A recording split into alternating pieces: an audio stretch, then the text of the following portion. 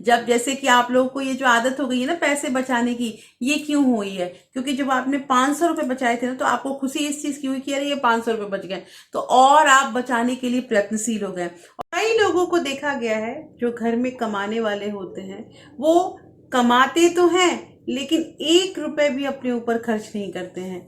उनके ऊपर इतनी जिम्मेदारी रहती है, वो हर एक चीज सोच के चलते हैं और वो कमाते हैं पैसे।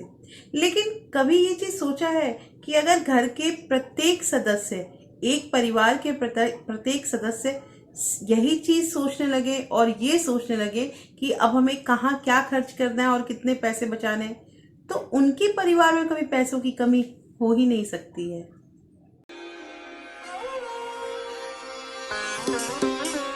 Hello everyone, welcome back to my channel real life with Tuku. कैसे हैं आप लोग? आई होप आप बहुत अच्छे होंगे और सेहतमंद होंगे और आप लगातार मेरी वीडियो के साथ भी बने हुए होंगे।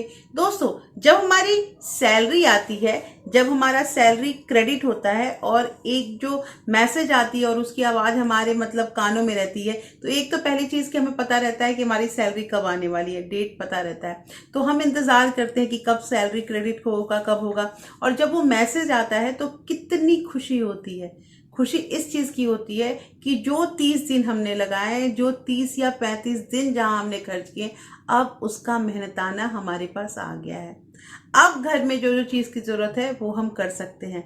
यही सोचते हैं ना हम मिडिल क्लास फैमिली, और यही सोच के हर घर में एक बजटिंग होती है और बजट के अकॉर्डिंग प्रत्येक इंसान जो है वो खर्च करता है। देखिए, पैसे खर्च करना, मैंने कहा है ना कि इसको कमाना जो होता है ना, पैसे अर्न करना, पैसे बचाना, इसमें 30-30, 35-35 दिन लगता है। लेकिन पैसे को खर्च करना हो ना, तो एक क्षण भी नहीं लगता है। आप 1 घंटा, तो मैं ज्यादा बोल रही हूँ, उससे भी कम समय में हम अपनी पूरी सैलरी खर्च कर सकते हैं अगर यहाँ दिमाग से काम ना करें। तो कहना यहाँ पे ये है दोस्तों कि इतनी जिम्मेदारी होने के बाद और इतने मेहनत के बाद जो पैसे आते हैं, उन्हें ना बचाएं तो फिर क्या फायदा।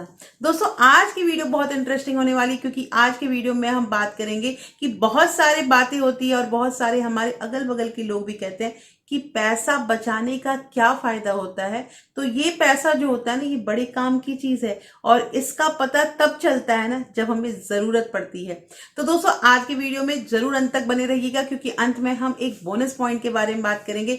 और दोस्तों, अगर आप लोगों ने अभी तक रियल लाइफ विद टुकू को सब्सक्राइब नहीं किया है, तो आपसे ये एक नम्र निवेदन है कि प्लीज सब्सक्राइब कर लीजिए अपने इस चैनल को, और साथ में जो बेल आइकन है उसे भी जरूर प्रेस कर दीजिएगा, ताकि ऐसे ही इंटरेस्टिंग वीडियो की नोटिफिकेशन आपको मिलते रहें। दोस्तों, वीडियो पसंद आए तो एक लाइक जरूर कर दीजिएगा। तो चलिए स्टार्ट करते हैं वीडियो को। जो पति पत्नी होते हैं ना, वो जैसे कि मतलब घर परिवार जो चलाने का जो काम होता है ना, वो दोनों करते हैं। पति कमा के लाता है, पत्नी घर देखती है, सारे पैसों को मैनेज करती है, सारे काम को मैनेज करती है और उसके बाद कुछ पैसे बचाती है। ये बताने वाली बात नहीं है। लेकिन फिर अब ये जो बात आता है कि पैसे कहाँ एक्स्ट्रा खर्च हो जा रहे हैं, तो देखिए, इसमें कुछ पार्ट तो मैं ये भी कहूंगी कि घर में जो और सदस्य हैं, खासकर जो बच्चे हैं, उन्हें भी ये समझना पड़ेगा कि आखिर ये पैसे कितने मेहनत से और कहाँ से आ रहे हैं। ये सोचने वाली बात है। कुछ मैंने वीडियो देखा था, उसमें मैंने ये सुना था कि बच्चे जो देखते हैं ना कि बहुत मेहनत से पैसे कमाए जाते हैं या बहुत तकलीफ से पैसे आते हैं, तो उन बच्चों के दिमाग में ये चीज आ जाता है कि पैसे जो है ना बड़ी मुश्किल से आते हैं, तो उन्हें भी कमाने में बहुत दिक्कत होती है। ऐसा वीडियो मैंने देखा था। लेकिन दोस्तों, मैं एक चीज बताऊं, मुझे ऐसा लगता है ना कि जब तक बच्चे जानेंगे नहीं ना कि आप किस स्थिति में हैं, तो वो पैसे बचा ही नहीं सकते हैं। कहने का मतलब ये है कि उन्हें जब ये नहीं पता चलेगा ना कि आखिर ये पैसे कितने दिनों में, कितने मेहनत के बाद, कितने घंटों को फूंकने के बाद हमारे पास आ रहे हैं या हमारे घर परिवार में आ रहे हैं, तो उन लोगों को, उन बच्चों को इन पैसों की अहमियत पता नहीं चलेगी। तो कहना यहाँ पे ये है दोस्तों कि अगर जैसे हर घर में ना पॉकेट मनी का एक चलन चला हुआ है। पॉकेट मनी का चलन ये चला है, हाँ ये बात सही है कि छोटे बच्चों को पॉकेट मनी नहीं दी जाती है, लेकिन बड़े बच्चों को तो दी जाती है ना। तो बड़े बच्चों को जो पॉकेट मनी दी जाती है ना, तो उसमें मैं यही मतलब गुजारिश करूंगी अपने जो भी पेरेंट है उनसे कि जब आप पॉकेट मनी देते हैं ना, मैं आपको बहुत अच्छा तरीका बता रही हूँ कि कैसे पैसे बचाने की जो क्षमता है ना वो बच्चों में भी डेवलप होगी और हमारा घर जो है वो भी सुव्यवस्थित ढंग से चलेगा। तो इसमें करना यह है कि मान लीजिए 100 रुपये ही, मैं 100 रुपये की ही बात करती हूँ, 100 रुपये ही अगर हम अपने घर में बच्चों को दे रहे हैं ना एज अ पॉकेट मनी, तो साथ के साथ एक पेन और एक डायरी भी गिफ्ट कीजिए, छोटी डायरी, पॉकेट डायरी। इससे क्या होगा कि अगर हमने इस मंथ में उनको 100 रुपए दिए ना, तो अगले मंथ में 100 रुपए देने से पहले हम पहले ये हिसाब देखेंगे कि आपने ये जो दिए हुए 100 रुपए हैं उसको कहाँ कहाँ खर्च किए। दोस्तों देखिए, मैंने एक एग्जाम्पल देके आपको 100 रुपए का बताया है। जब आप उसे बता देंगे कि आपने कहाँ कहाँ खर्च किया है, तो जेन्युइन चीज है, तो फिर आप अगले मंथ में उसे 100 रुपए देंगे, मतलब कि उनकी पॉकेट मनी जारी रहेगी, अदरवाइज वहीं पे स्टॉप कर देंगे।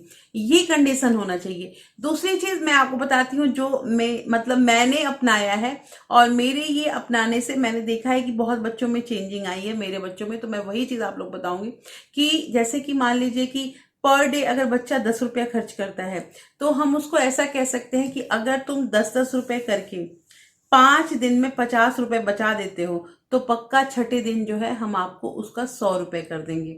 वो जो पैसे आपके बचाए हों, जब जैसे कि आप लोगों को ये जो आदत हो गई है ना पैसे बचाने की, ये क्यों हुई है? क्योंकि जब आपने 500 रुपए बचाए थे ना, तो आपको खुशी इस चीज की हुई कि अरे ये 500 रुपए बच गए, तो और आप बचाने के लिए प्रयत्नशील हो गए, और करते करते 1000, 2000, 5000 हमारे पैसे बचने लगे और हमें अच्छा लगने लगा। सेम जो ये वे है, इस वे में हम ये कर सकते हैं कि मान लीजिए कि तो 10-10 रुपए, 10-10 रुपए करके 5 दिन में 50 रुपए बच गए। छठे दिन जो है पेरेंट जो है उन्होंने उसको उस 50 रुपए को लेके एक 100 का नोट कर दिया।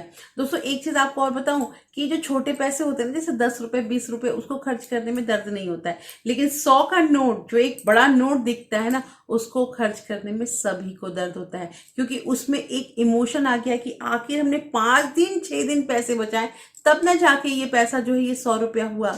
तो इसी तरह से करके हमारा पैसा बचता है और हमारे अंदर आदत डेवलप होती है। अब जब 100 रुपए हो गए, तो फिर हमसे ये कहा गया कि अगर तुम और 10 दिन 100 रुपए बचाते हो, तो हम आपको जस्ट उसका डबल 200 दे देंगे। बच्चा ये चीज सोच के और अच्छे से पैसा बचाने लगता है, और बचा बचा के काम करता है कि हमें इतने पैसे चाहिए।